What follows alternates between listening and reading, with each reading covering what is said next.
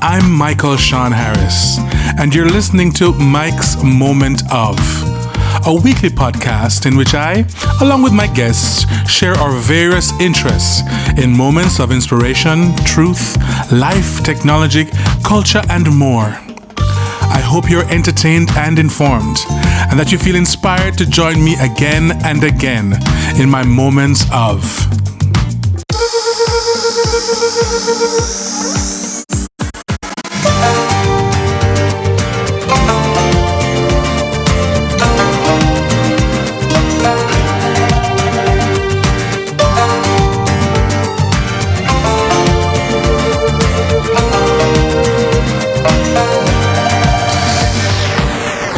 Hey, welcome to another episode of Mike's Moment of.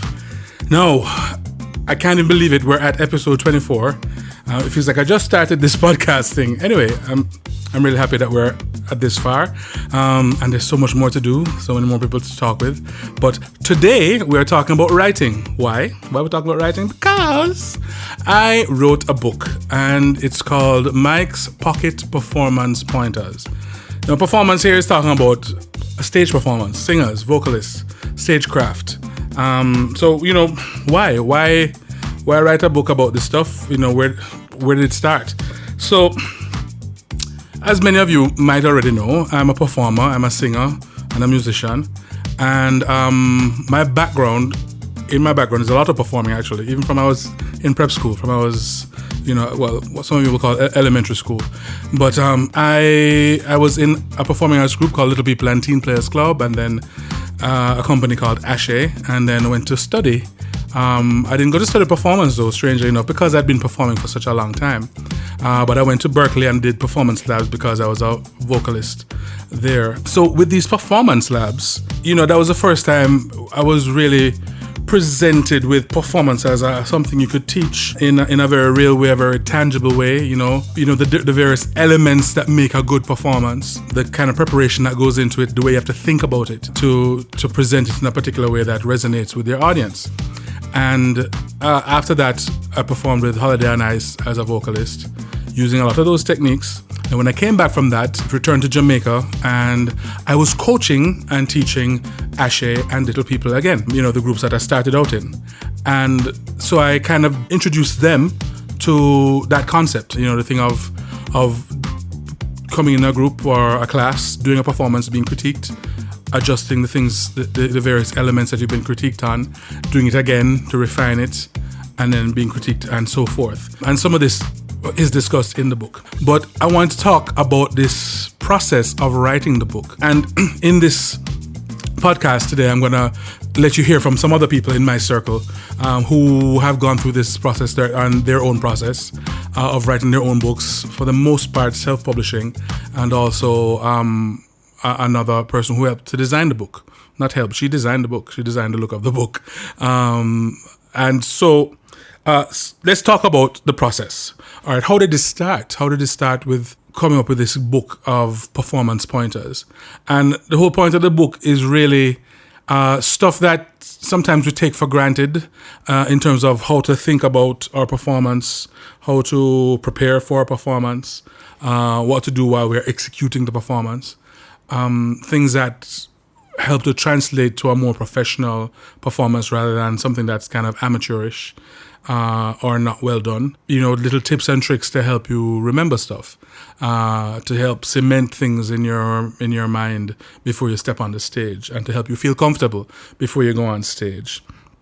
So this started out with, once I had returned to Jamaica, to the various requests I had gotten for workshops and for teaching, because maybe a year or so after I returned, I started teaching at Edna Manley College. And I also had lots of calls for workshops with choirs or with performing arts groups, different things like this, about singing and about performing. And then soon after those things happened, I also started working with the Digicel Rising Stars as their coach for the performers for the show. And so it started out with some of these workshops, and I had to just start out by writing, you know, the topics that I wanted to cover. So they're really just headlines, you know, they're headings, they're topic titles. And I had those working with for years. I'd just go and I'd try and cover, as many of those topics in the workshop as possible with, with exercises and with examples and, explanations, etc. And eventually, I think it was Michael Holgate and Conroy Wilson who said, you should write a book. You should turn that into a book. And I'd never really thought about writing a book about that. I mean, I thought about writing a book of fiction and other things like that. Then I started just writing a little essay, a little paragraph on each thing.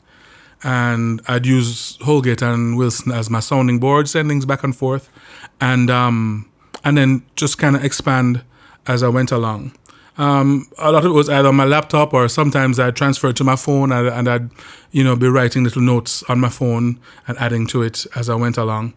And a couple of years ago, I was like, okay, really, I need to put this book out now. And so I just tried to complete all those things and see what was missing, and fill in the gaps in terms of what I thought and what other people thought might be missing from the book. And did that, and I sat on it for a couple of years. I didn't do nothing with it.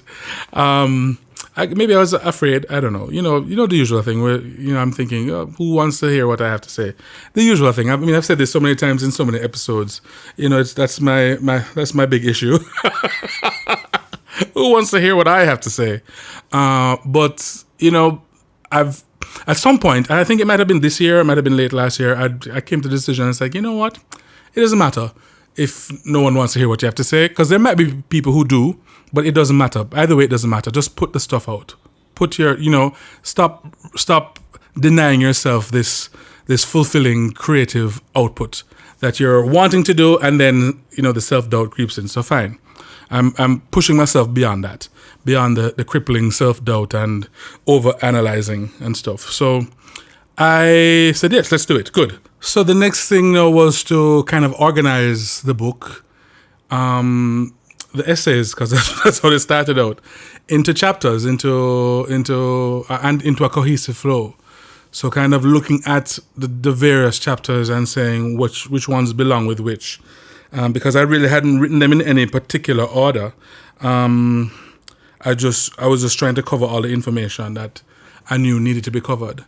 And then a kind of structure kind of presented itself. And so we kind of grouped them in that way and ordered them in a particular way. And from there, again, we looked at it and said, okay, what's missing? And, an introduction was missing and another thing was missing, for it to feel complete. So I went about and wrote those things, wrote the introduction, to kind of give a holistic concept of what the book is about. And did that. Then it had to get, layout was next, really, because, there's several ways you could do the book, I suppose. You could do just text, but I want it to look attractive. And, the person I know to do that was Maya Wilkinson. She had worked on Conroy Wilson and Michael Holgate's book, their GPA, Empowerment GPA book. And it was beautiful. It was so colorful, all the illustrations, etc. So spoke with Maya and she was like, yes, let's do it. Let's go. So we did. We started, and she came up, actually fairly quickly, she came up with a concept.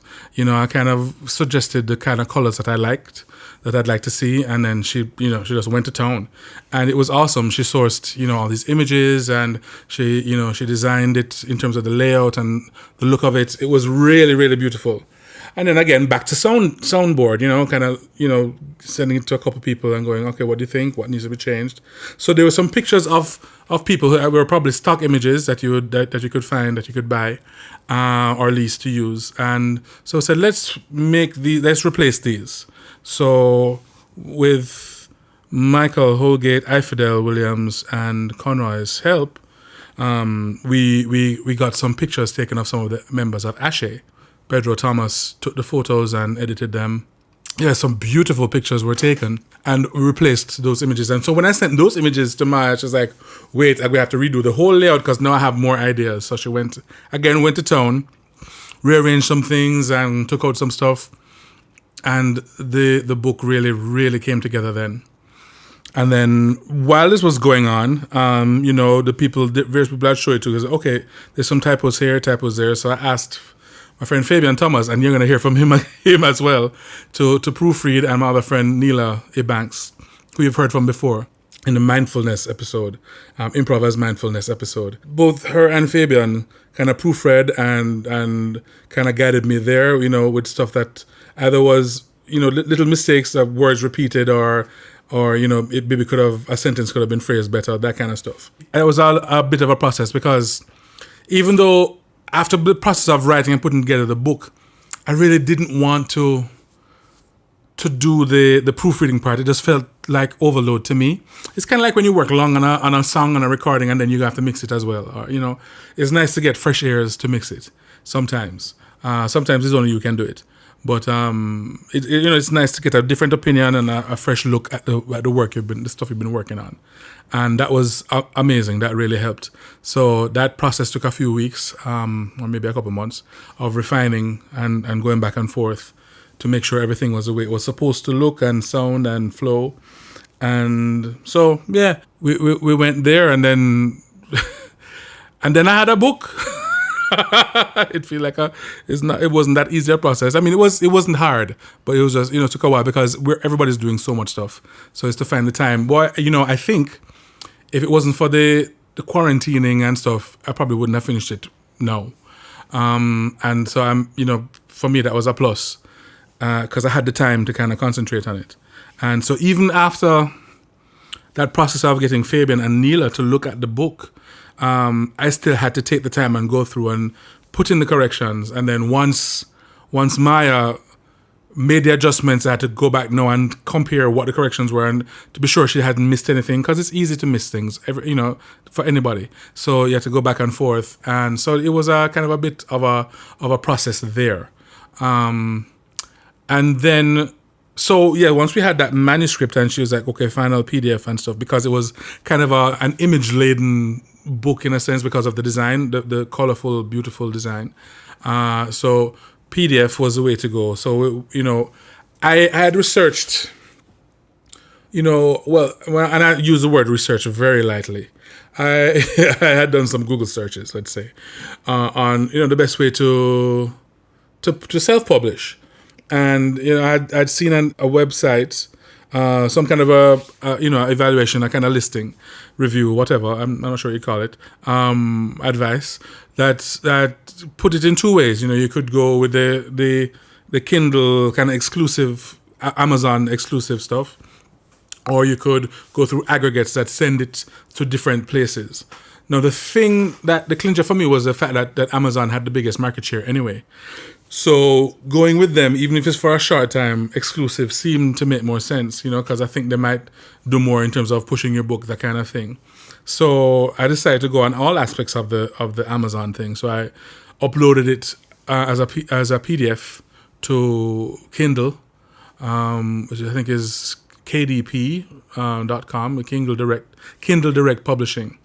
And then through that, then I could also upload a manuscript for print on demand, which is great. So, because I was like, wow, now do I have to go and get books printed since I'm self-publishing? But this was a way around that. And I might still print some books, but with this, you upload the cover and you upload your manuscript to specified dimensions. And when someone goes on the site, they can order it and they'll print it on demand. So as they order it, they'll print a copy and mail to them, which is awesome. And then the next thing was, I think it's acx.com, which is for Audible. I know Audible is part of Amazon as well, and Amazon isn't paying me for this. I'm just telling you what my process. So Audible as a self-published book as well, being the author as well as a narrator. And so I went through that process then of recording each chapter in the book, the same way I record this podcast, for most part. I broke out Logic and kind of had my manuscript with me and just read through each chapter of the book on a separate track. I created some theme music for certain parts of it and like some entry chimes or whatever, jingles or stingers. They're not really stingers, but, for the beginning of the chapters. And now this process, the recording of it was fine. But there's so many different things that you have to get right in the submission process. and the submission process takes a while. No, for the Kindle thing, I think it was almost like 24 hours or something, and it was already there available on Kindle. For the print on demand, it was like maybe 3 or 4 days that it took after I put it up, and then after the 4 days, and it came back and told me, okay, you need to adjust your manuscript so that the images go further out and take off because I used a thing that they call a bleed manuscript, which has like lines, guides for colors and lines and to line up stuff. So I said, remove all of that and extend your image a bit more and then redo it, which I had to do. So as after a week, I got back to Maya and she made those adjustments. Thank God for Maya, because she's so responsive and she's doing a lot of stuff. She does her own stuff. She's a playwright. She's doing things for corporate people and other artists and musicians and the theater company, the company that she works with, which is Quilt. So she's doing a lot, and so I'm glad that she was this responsive whenever I asked her for changes, because she kind of helped me out a lot in that regard. So she'd come back with the adjusted thing, and I'd upload it, and then finally that one worked. So, and then I think by the evening or the next day, they're like, okay, it's live and it's available. So the Kindle version was there, the print on demand version was there, and a week before that, I had uploaded all of my audio files and artwork for the Audible ebook, audiobook. And then with the ACX, it's going to Audible, it's going to Amazon, and it's going to iTunes as an audiobook. And all know, I haven't received something affirmative to say yes, it's been approved. It's been in audiophile approval phase for over a week. And I guess it's kind of like if you're sending your song to iTunes or whatever, it takes a week, but it's been more than a week. Sometimes it takes more, so I guess that's where we're at. So hopefully soon, that will be available on Audible. I'm looking forward to that.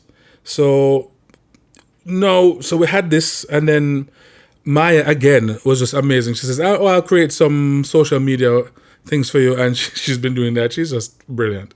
So all of them look good. She did a mock-up of the book and these really nice invitation for the launch, which if you listen to this on the date's release, then the launch will be the next day, which is my birthday, the 28th of July. If you're listening to it after, you missed the launch, guys. But anyway, so she just, very responsive and quick, and her work is impeccable. It's just stellar. So she did these images and social media things, and then I contacted another friend of mine, Lyndon Taylor, who works in marketing and PR, and so he's helping me now with the launch, and hopefully eventually as well I'll try and get him to help me with marketing the book. So there's all these different phases you might want to think about, because sometimes it's like a song on iTunes. If you have something on iTunes, it's great that you have something on iTunes, but if the people who are going to buy it don't know about it, then it's just going to stay there. A lot of times your friends are go, yeah, release this, release that, but they don't buy your stuff. And it depends on the community they're in. They won't buy the stuff, but there's other people who will. So you have to let them know it exists. If they don't know it exists online for sale, then they're not going to buy it. There's not, So the marketing is a oft neglected but very important part of this process. So I want to share some of the stories from other people of their processes. First, let's hear from Maya on her process in terms of what her thoughts are when she first approaches designing the book, the work that she does. So this is Maya Wilkinson. Hello, so my name is Maya Wilkinson. I'm a writer, director, and multimedia artist. And one of the things I really enjoy doing is working with other creatives to bring their visual ideas to life. So a lot of what I do in terms of multimedia art is create visuals for theatrical shows and branding for those same shows, which, and then for the show itself, it might include something like a digital set design or backdrop. And of course, the branding, the posters, flyers, any other material, visual material that might be needed.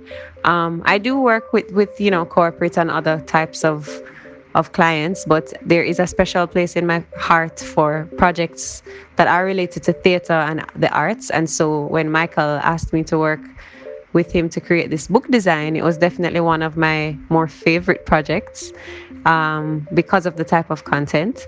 And, it was very cool to get a early sneak preview, or, well, more than a preview, because I was able to technically read the entire book, as I went through to kind of feel through what could bring the information and the guidance in the book to life. But it was very fun. And my interpretation of the book sort of led me to create something bright and colorful that I feel kind of universally would, I guess, attract all kinds of musical performers. Um, and just something to catch the eye generally, to convince people to pick the book up and give it a read.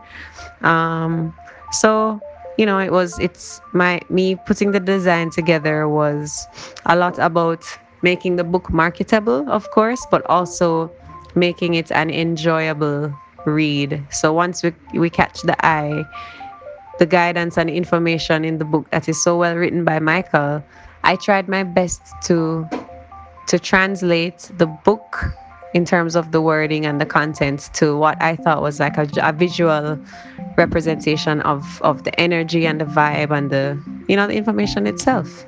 I had a lot of fun creating the book.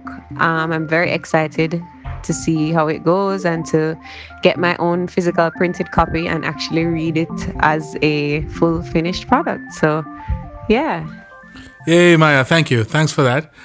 Maya is, as I think I might have mentioned before, like she's a playwright and she does graphic design. She works with theater, and I'm gonna put her links, the link to her YouTube channel and to her website in the notes.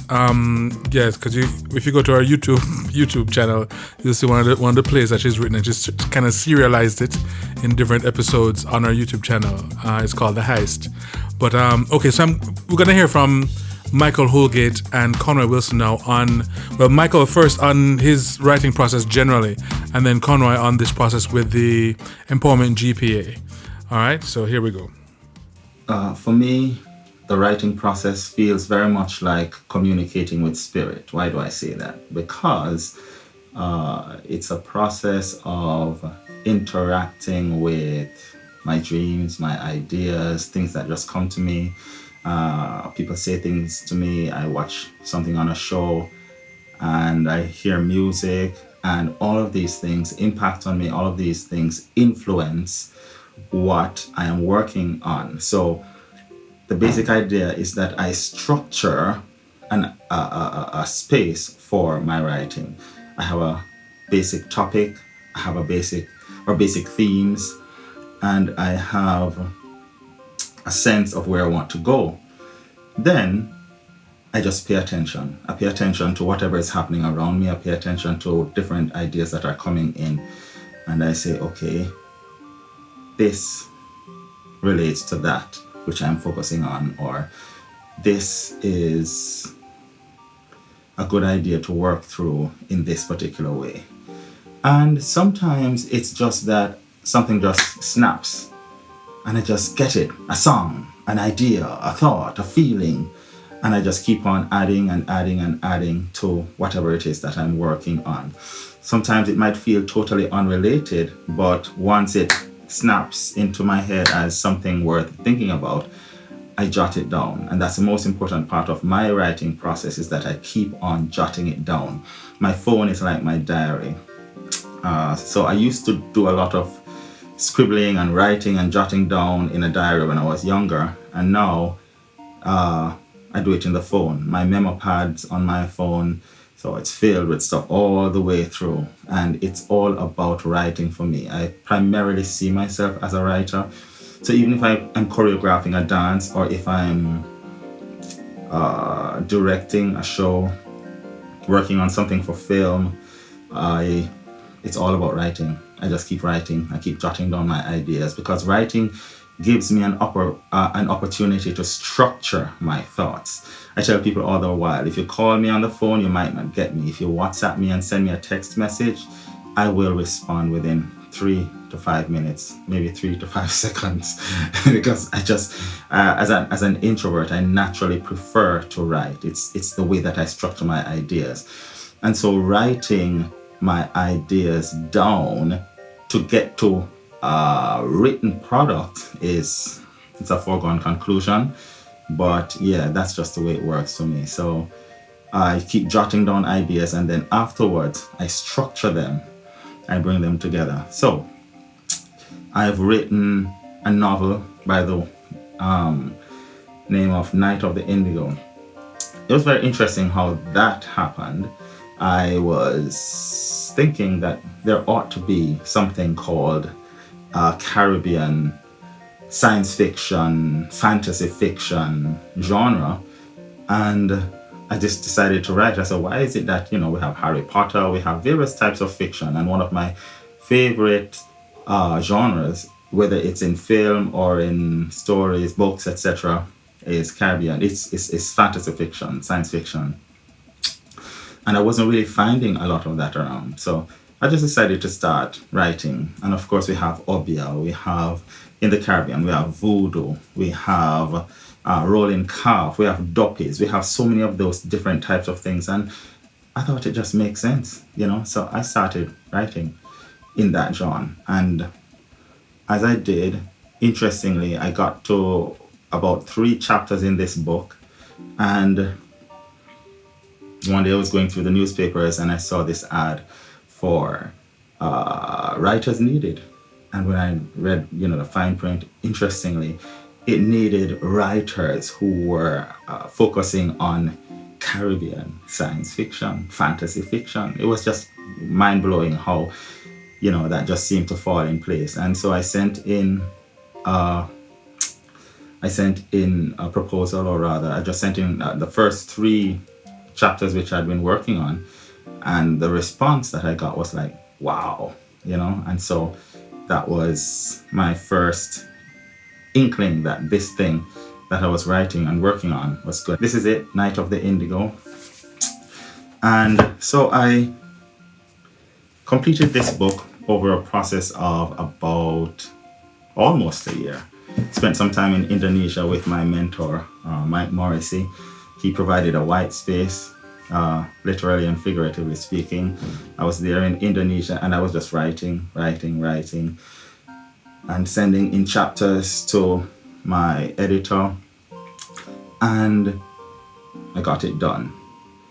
When I'm writing a production, if I'm writing a play for theater, I generally do the same thing, jot down my ideas in my phone. And for theater, for the most part, I do musical theater. So I'm writing songs and I'm writing lines, I'm writing dialogue, and little bits and pieces of things that people would say will impact me. And I said, wow, that just fits right into this conversation or this dialogue or whatever it is that I'm working on. And then in addition to that, I do a lot of research. So if I'm working on a piece, if I'm working on a production like Garvey the Musical, for example, I would do research, I do interviews, I do a lot of readings. I read all the books written about, well, not all, but books written about or by Marcus Garvey through his wife, and interviewed Rupert Lewis, who is a foremost Garveyite Garvey scholar, interviewed Stephen Golding, interviewed Jelani Naya. But I feel led by the Spirit. Spirit tells me, go and interview this person, go and interview that person, and that's what I do. And I'll interview people, and then I'll check and I'll do a sense of, all right, who should I interview based on people who have written about Garvey? So of course I did a Google searching, conversations where people might lead me to another conversation with somebody else. Somebody might say, oh, you need to go and speak to that person because that person knows more than I do about this part of this situation or this aspect of Garvey. And so that's what I did. And that's what I do. So every single production that I've done, well, certainly in the last 5 to 10 years, 5 to 8 years, would have been heavily researched in that way, through interviews, through readings, textual analysis, and that type of stuff. And then I write, ideas come to me, and then I jot down those ideas. And then I start structuring them. It's the structuring that makes it work. And then you get to a sense of, okay, so what is the story that wants to be told? And who is telling this story? Don't take it for granted that the person who the story is about is the person who is telling the story. So, for example, in Garvey, the story is not necessarily told by Garvey, but by the bleach out youth who wanted to know who Garvey was, or maybe didn't want to know who Garvey was. And then in addition to that, it was being told by ancestral spirits who were looking for someone to relate to, who could relate to this new set of human beings on the planet with black skin. And so that is how I write. If I'm writing a song, I just start, a melody might come to me, and sometimes I sing nonsense words, means nothing, but the melody line is what's important. And then I change, because writing is rewriting, so I'll change the words to suit the context when I rewrite. So, I think, like, for example, a song like, when I started writing Garvey, I read something about him asking, where is the black man's country? Where is the space for the black man? Where is the space for black identity? Where are the black man's gods? Everything felt like tying into whiteness and white supremacy and the idea of European superiority. And when I saw that, the idea just came. I was in Megamart, I think, and the question was, where is the black man's country? Why does he have to be at the bottom of the barrel, from mountain to sea? And, so, all right, so I went off a little bit there. But, that the idea is that the thoughts came and a melody came, and I started writing. No matter where it was, I just took up my phone, whipped up my phone, went into a voice note thing, and I started singing. And I just kept on adding and adding and adding. So writing is rewriting. Writing is adding on to. Writing is about getting your thoughts out in the most effective, efficient way possible for you. And that's my first little talk on my writing and how I write. Thanks, Mike. So, you get the sense of the first stage is just kind of getting your ideas down on paper before you can even structure anything, just as they come to you, as you're led to speak to this person or that person, or as, different types of inspiration present themselves to you and spark these ideas, and you write them down or you record them in your phone. Whatever is easiest and at hand, so you're not losing the idea, the ideas that come to you. And then once you have them in some kind of a tangible form, then you're going to start to kind of structure them and organize them and kind of make sense of them, really. So thanks a lot, Michael. So I'm going to put a link to Night of the Indigo in the notes, and then we're going to hear now from Conroy Wilson, who was the co-author with Michael for the Your Empowerment GPA. So we'll hear about that process, and I'll also put a link for that because it's on Kindle as well in the notes. All right, so here's Conroy Wilson. So Michael, Holgate and I are always talking empowerment. It's something that we grew up with, and it's something that we continue to work with each other on. In many ways, we serve as accountability partners. So the writing of the book, Your Empowerment GPA, came out of a series over time of those conversations and workshops that we would have been doing, where we would have just been jotting down on the points, the steps, the ideas, the kind of aha moments that, have come to us, our learnings from working on ourselves, from working with others, from facilitating workshops throughout the Caribbean with various groups of young people, of teachers, of social workers, of parents. So it's a combination of all of that. So we would jot down, we'd be talking and he'd say something and he'd jot it down, and I would say something and he'd jot it down, and then we kind of pulled a framework together and outlined together and discussed how each of the segments would come together. What were the key elements of this empowerment kind of theory of sorts. The G for grounding, the P for platform, the A for audience. And so he pulled together a frame, and then we'd back and forth with the writing of that to come to the final product and kind of review what we would have said and what we didn't say, and he would pull it together and put it in the format that is in now. We then send it to Maya Wilkinson, fabulous illustrator, graphic artist, creative artist, and she kind of did some of the illustrations, shared with us. Then we went ahead to get it published, self-published, got it on Amazon.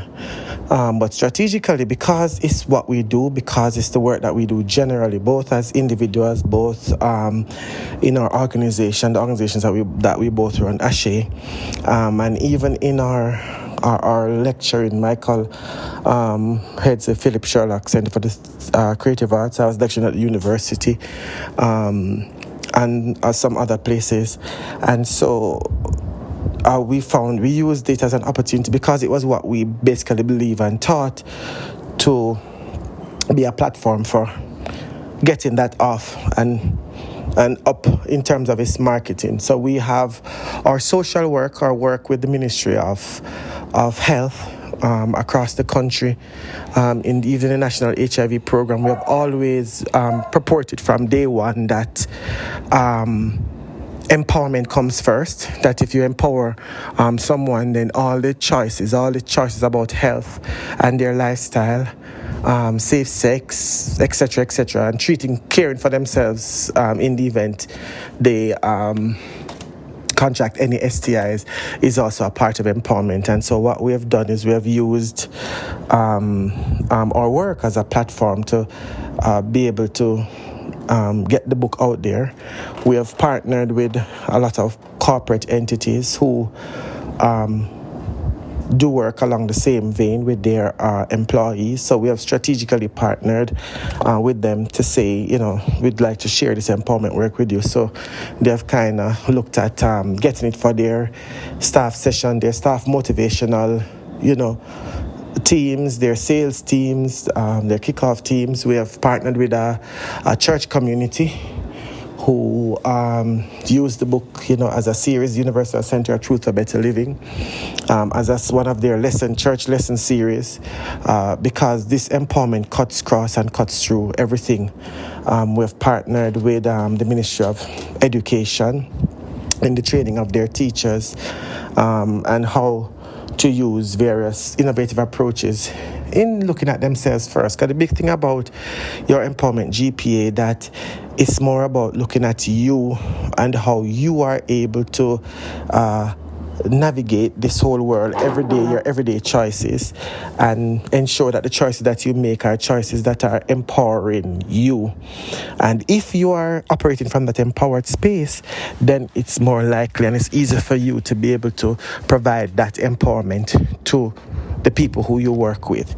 So our marketing of it has been from that particular perspective. We have also been using the platform of the other organizations and entities that we are part of. I've used the platform of Rising Stars, because what we do with these young people when we meet them and support them in training is empowerment. What we do with all of our members at Ashe for training is empowerment. What you do in the school day-to-day is empowerment. So it's always useful to strategically align your work, your book, with organizations, entities, persons who have the same interest in finding easy is not the right word, maybe a simple methodology for how they can live their best life now, in every moment, with every decision, even in the midst of everything else that is going on today. Yes, so we have made the book also available at in bookstores, Sangsters. It was in Kingston Bookshop. It's at Universal Center of Truth for Better Living, and every workshop training that we present at it's an opportunity to be able to promote the book, sell the book. We are now in the stage of looking at the audio book version of it. In addition to that, when we travel with the company, we have partnered with the Universal Foundation for Better Living, an organization out of Miami Gardens, Florida, who believes in the empowerment of people generally to live healthy, happy, and prosperous lives. And each year they would have a yearly conference, so we have partnered and presented at that yearly conference and had some of the books sold there. And because Universal Foundation for Better Living is also an association of New Thought churches, study groups, satellite centers across the world, we've also extended the opportunity to each of these ministries to be able to use the book in their ministry for empowerment sessions. To be able to also increase to look at the reach of it and the marketing of it and the sale of it at the end of the day. We have Facebook, YouTube pages that we continue to post things from. So we've become known kind of like as the empowerment guys. That's Michael and I. And we continue to operate from that platform because it's a part of who we are. Thanks, Conroy. Yeah, that's a lot of really valuable information right there. I mean, when you really try to encapsulate all that he has said, I mean, it's really about being strategic. That's the word that kept jumping out for me. So you kind of need to be aware of what you've written and who might be interested in it, who it might benefit, and how you can partner with people to get the word out about your book, or about to get sales for your book, or to do workshops on the information that's in your book, depending on the kind of book that you've written. And that example with the Empowerment GPA is a wonderful one, because they've done so many different things. I mean, there's so many different suggestions, and from what they have done, you can now look at your community and the people that you're involved in and the people that you know, and see how you can now network and collaborate and partner with people with your product, with your book. Thanks a lot, Conroy. Okay, so now I want to hear from Fabian Thomas. Now, Fabian is one of the people who was a proofreader with my book, but Fabian has his own book out as well. So I want us to hear from Fabian. Fabian is also in theater. He's a writer. He's a director. He does workshops and life coaching, various different things. And I put his links again in the notes for the podcast if you want to know more about Fabian. But let's hear from him now. All right, so I have to admit, for me, the Amazon process was pretty easy. Well, setting up and going through the motions of filling out the stuff online to set up your author's account and all that stuff was quite easy. The big challenge was the formatting, because it's an AI, artificial intelligence, that's giving you feedback on what doesn't work. And so there were some specific margins and bordering and other stuff. So that was a bit challenging and frustrating, because you kept uploading and then you think it's fine, and then a day later you get feedback saying, oh, this page and this page and this page, and sometimes it wasn't clear to me what they were trying to say. Thankfully, my graphic designer, Cloudspans, they kind of understood, so I just handed it over to them after struggling with it. I said, this is what they're sending to me, and I have many screenshots of the comments I was getting, and we thought it was close. Yeah, so that was frustrating, because we went through several dispensations and corrections and fixing and thinking this was, and then some of the language they understood, so it made it easier. In terms of the page borders and other things, and the guttering in the middle and all this stuff. So that back and forth went on for a while. For the Kindle version, the same thing. So at first I was thrown by the lettering, spacing, and formatting looked completely askew on the Kindle version for me. So we had to do some adjustments and tweaks. And then I gathered that it would look like that either on my phone or laptop, I don't remember. But so that process didn't take as long, but at first I was daunted by how it looked when I uploaded it, to the Kindle system and then looked at it, there are a lot of gaps in the pages. And then I learned that some of the design and formatting on the original version would not show up on Kindle, and therefore there was some displacement. And we sorted that out. Interestingly, I haven't gotten any feedback from anybody who got the Kindle version. So I'm curious. I have no idea what it looks like, which is probably bad, right? Well, I have the physical copy, Fabian, so hopefully after hearing this, some people will give you some feedback on the Kindle version. And I neglected to say that Fabian's book is titled New Thoughts, New Words, a collection of gratitude verses, affirmations, and spoken word. It's by Fabian M Thomas. So you can look for that on Kindle and on Amazon. But Fabian had more to say. And so I guess my other comment would be there's something incredibly satisfying and empowering about writing a book. Because it's an innate, we're cut from the cloth of spirit, one mind and the one power that is the source of all substance and creativity.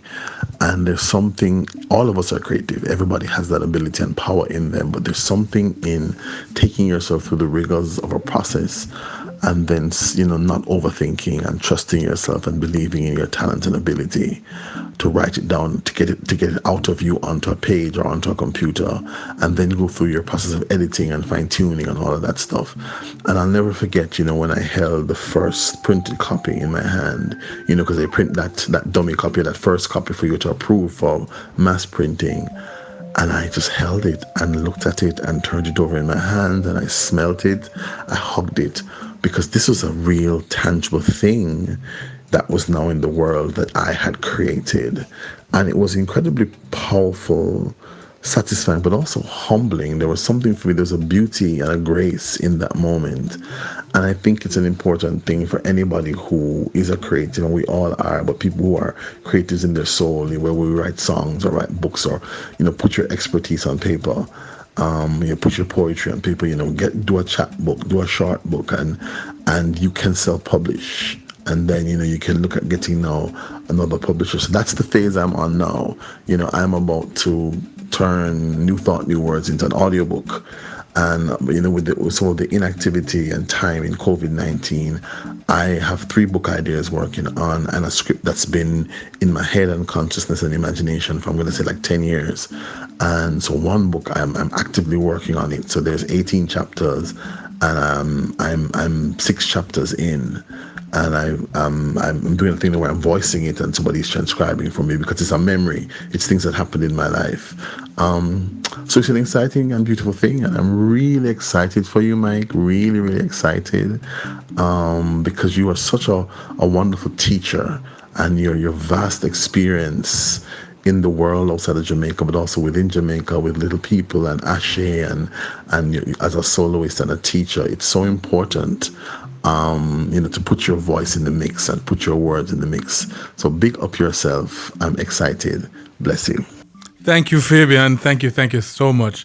As Fabian was talking about the audiobook, and I think Conroy mentioned as well that they're going through that process for your empowerment GPA. So I want to just go a little bit on this process, because if Fabian was having issues with the print thing on Kindle, with the sizing and all those things, there's a process for the audiobook as well, for Audible, and when you upload, and I think it's acx.com is a website, and through that they will go to Audible, Amazon, and iTunes. So there's a long list of criteria that you need to fulfill for the things to be okay. So I had my files, I've recorded them, and they can't be too loud, and the noise can't be too much on the track, can't be too soft. They have to be a particular, there are specifics for the type of MP3 that you have to export. And so I was uploading these about 18 tracks for the book, and 3 of the tracks just didn't fulfill the thing, because as you upload them, they kind of analyze them. And I just had to keep going back to the drawing board and adjusting stuff. And I suppose maybe I could have really kind of laid them all out and kind of done a proper mastering of them, and maybe that would have taken care of it. But Yeah, these 3 tracks just took me like a couple of hours to be going back and forth to fix, upload, change, again, fix, upload, change, back and forth. And so now, even after it's gone through and said, yes, it's accepted all of these, and I put in the artwork, still no, it's, pending audio review. So it's a process, and you're going to have to be patient. Okay, so now I want us to hear from my good friend Karine Brown, who is a singer. She sings backgrounds for a lot of like big reggae artists, and she's writing songs of her own as well. And she also does illustrations. She's kind of self-taught with the illustrations, even though she wanted to study, but she'll tell you about that. And she decided to write books for kids. Soon after she had her daughter, and so let's hear from Karine. So hi, Mikey. So initially I never considered myself a writer, but as soon as I had my daughter, big up yourself, Skylar, I thought about gifting her books. So I thought about creating a character that resembled her, that the experiences that we have as a family, I could put them in writing and give them to her for, say, Christmas or birthdays or so on. So that's how I came up with the idea for the books initially. I also did 2 activity books along with the reading book that I have for her. I didn't see a lot of black girls on the covers of any of the books that I went searching for on Amazon. So I thought, hey, I'll make a character, something looking like her, and put it on the cover of these things, and of course put her name on it. So this was my gift to her. So it's mommy to daughter. Now, publishing the books, I had no idea about publishing. Few people I spoke to, publishing seemed like it was out of reach for me. My pocket couldn't manage, so I went on YouTube searching for publishing options, free publishing options, and I realized that there was Amazon, so I tried, went online, read everything.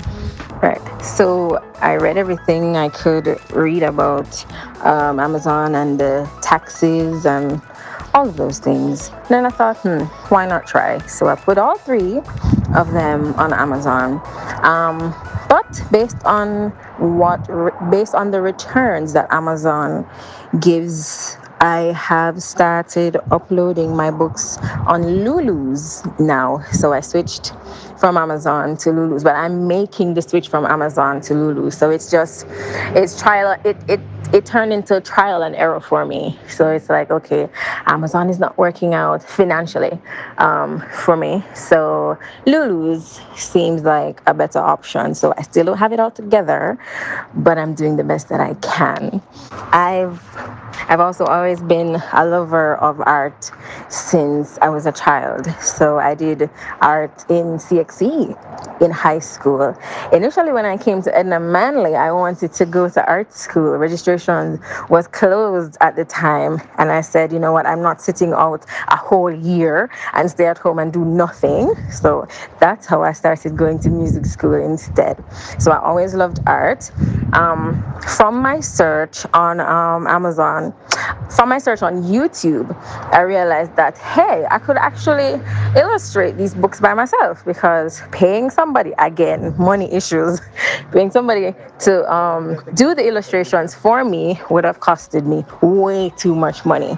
So I said, you know what, Karine, come, let's go, let's do this. You can draw all these things out by yourself. So I bought myself a tablet and I started watching YouTube, like binge watching YouTube videos of how to do digital drawings. So that's what I did, and over time it just got better and better and better and better. So here I am now. Thanks, Karine. Yes, here you are now. Okay, so Karine's books. The first one I think that she had put out is called My Curly Hair, The Curls of the Week Are.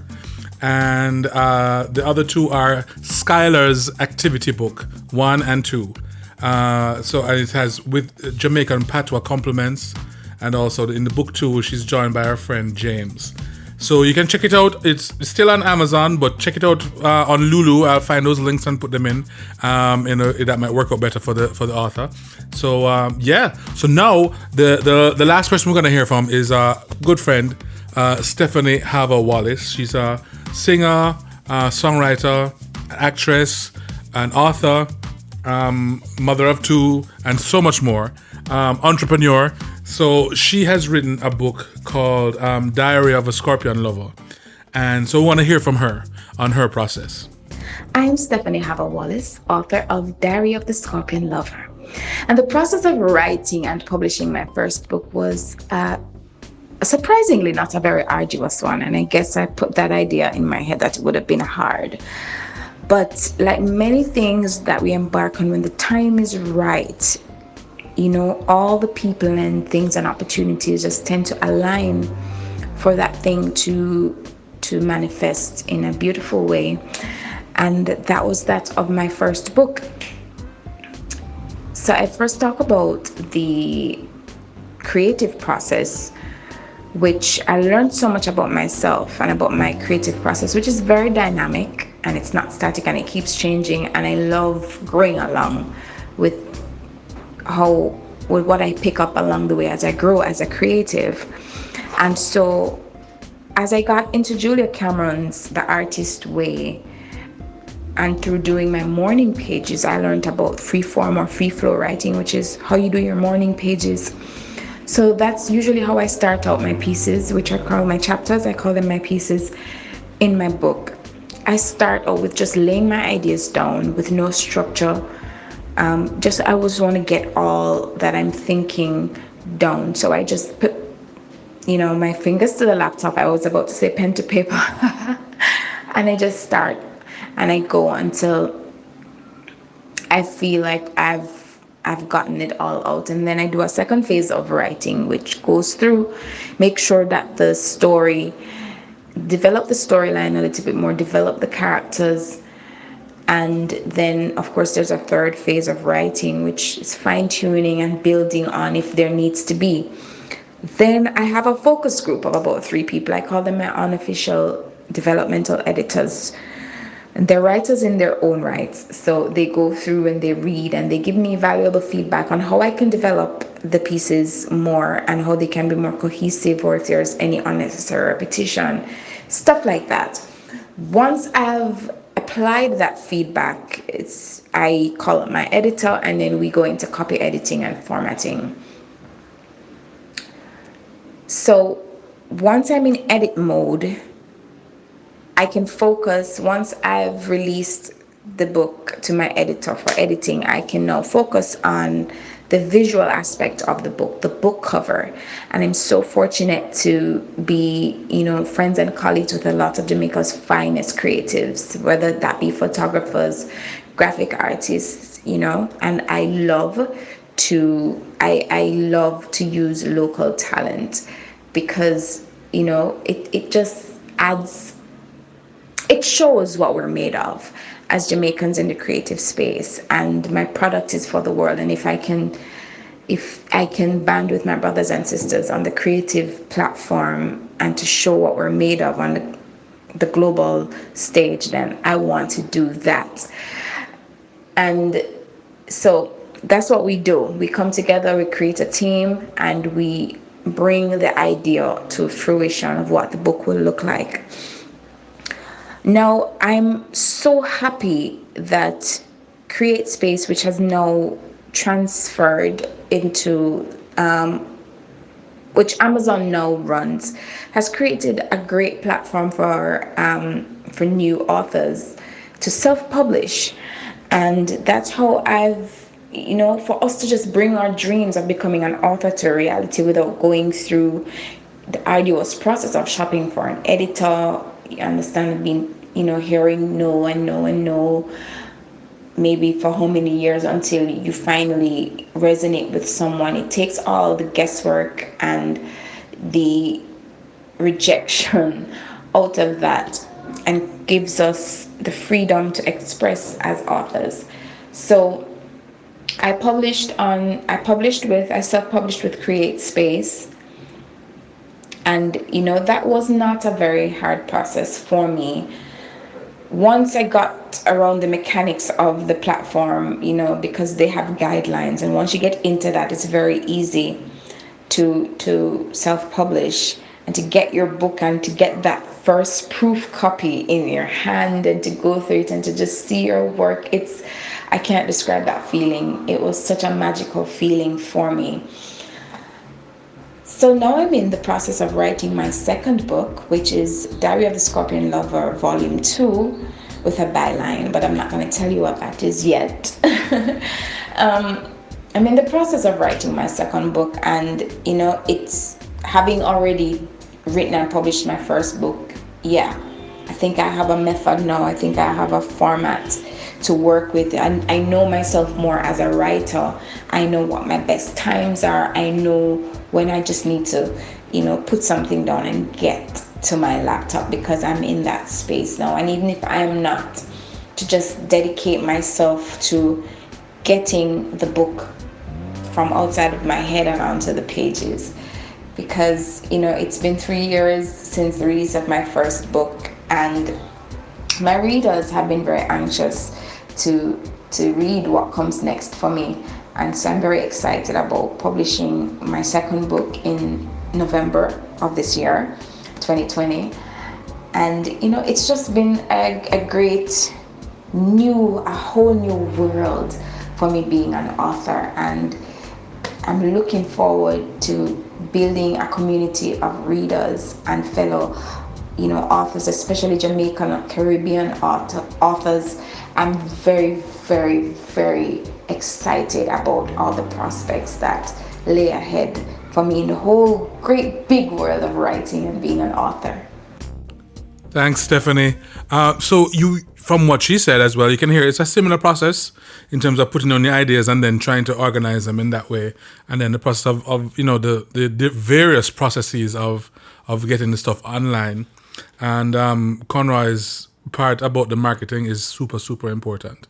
So you can check out Diary of the Scorpion Lover. I'll put the link in, like with everybody else's own.